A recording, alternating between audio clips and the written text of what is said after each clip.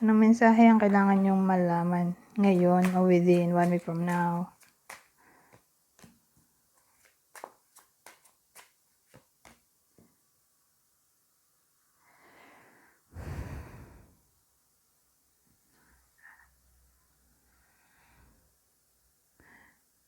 Ano to? Dalawa yung senaryo. Sabi natin nakaplano na to. Yung gathering, occasion, celebration. Mapopostpone o di matutuloy. For some reason. Yun yung una. Pangalawa, a-attend kayo sa bigating celebration. Pang mayaman o may mataas na posisyon yung parang magse-celebrate. Sabi natin kasal, fiesta, birthday. Parang bongga. Bongga yung handaan. So, yun yung pangalawang senaryo. Ay, may isa pa. May naisip pa ako. Halimbawa, yung iba sa inyo ay may laging kachat. For some reason, manlalamig yun. O ikaw sa kanya. Parang long distance relationship to o kachat lang. Sa social media, for some reason, hindi kayo magko-connect. Hindi ko alam kung bakit. Siguro, may importanteng aasikasuhin o ewan ko.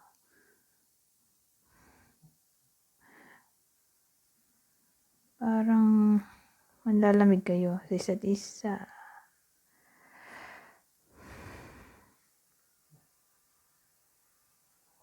Baka nga nangyayari na to sa iba sa inyo.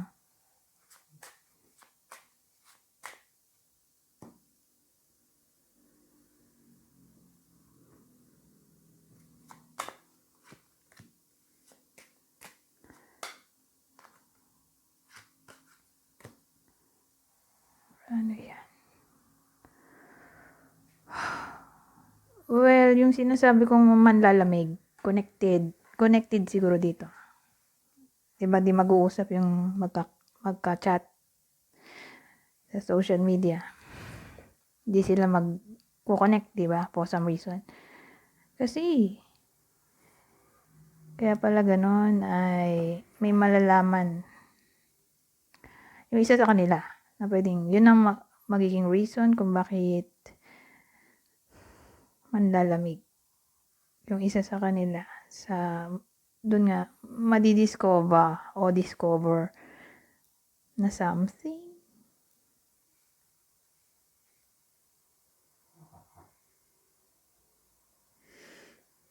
Parang issue, magiging issue o issue na talaga siguro.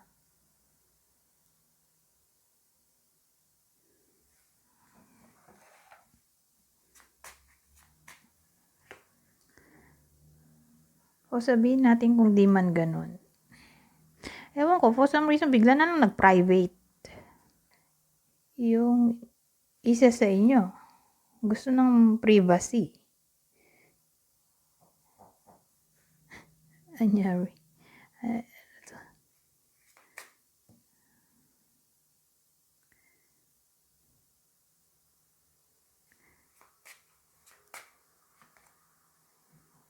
Ay.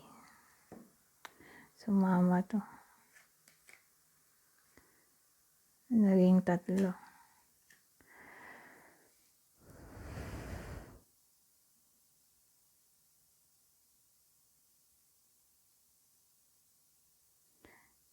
Ano to?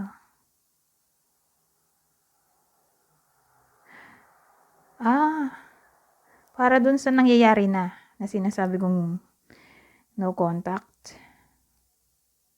Nanlamig na. Sabihin natin nangyayari na yon. Eto, may unblocking o unblocking na maaring mangyari, magbabalik, o pwedeng magbalik.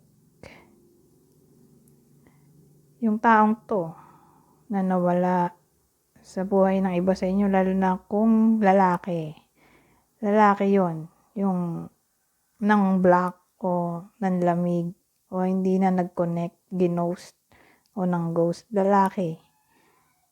So sabihin natin yung lalaki ay mas bata dun sa babae. Dun lang siya tatama.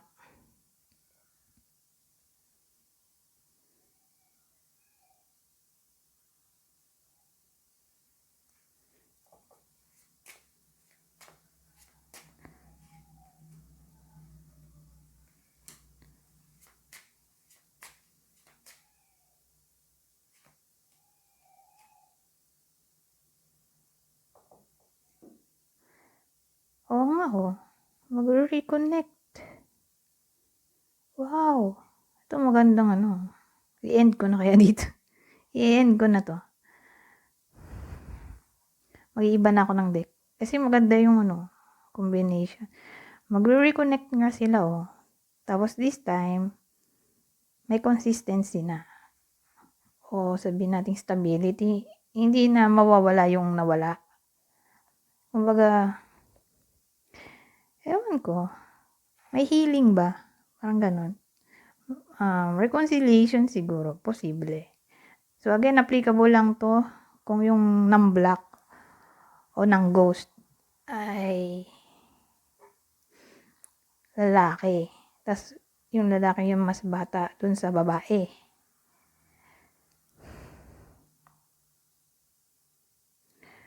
O pwede rin namang husband to. Husband, ex-husband.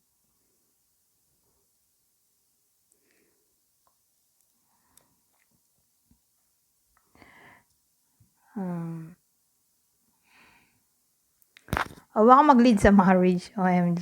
Ma-engage na. Pagbalik, engage agad. Who knows? Baka as time goes by, ay yun nga, mag-lead na sa marriage. Engagement, ganyan. O pag-usapan ng future. Together.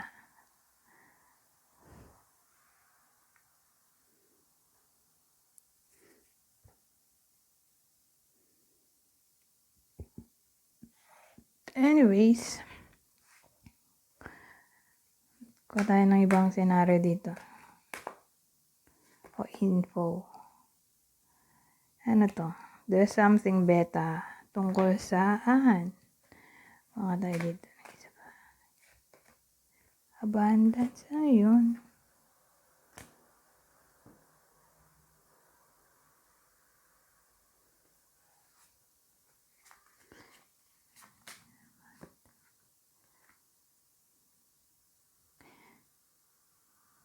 Ito, kina-clarify ko to.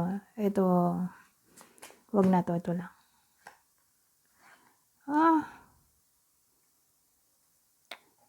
Actually, nung nakita ko nga to, ito lang. Tong there's something beta. Wala pa to. Ito lang.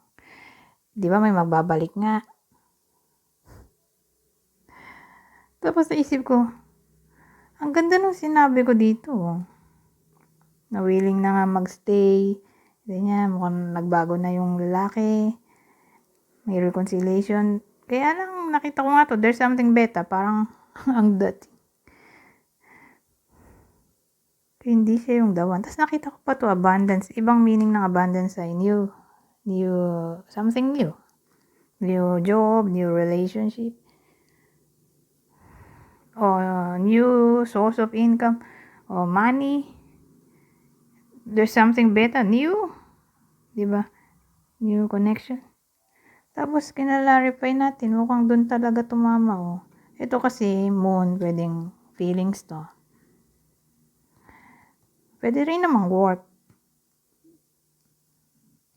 Pero kasi magkakakonektado sila, mukhang relationship.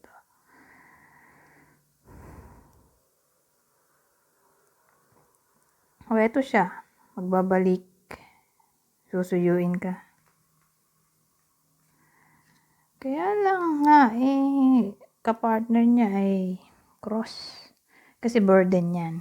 Regret, guilt, despair, pain. Tears nga, pwede rin. Na para bang mas mainam na nga talaga na iba na lang. Tumatama kasi sila sa isa't isa, itong mga clue. Kaya pala there's something better kasi magre-regret ka lang kung papabalikin mo tong taong to sa buhay mo kasi iiyak ka na naman. Kaya ito. Maging open na lang sa bago na darating sa buhay ng iba sa inyo. So again, applicable lang to kung mas bata yung nang ghost sa babae. O ng black. O yung person niya, ganun. Mas bata dun sa babae. Pero again, applicable lang dun sa lalaki. Kasi marami ng ngayon, gender. Applicable lang to dun sa heterosexual, hindi sa homosexual o bisexual o sa LGBTQ. Ito straight. Mga bida dito straight.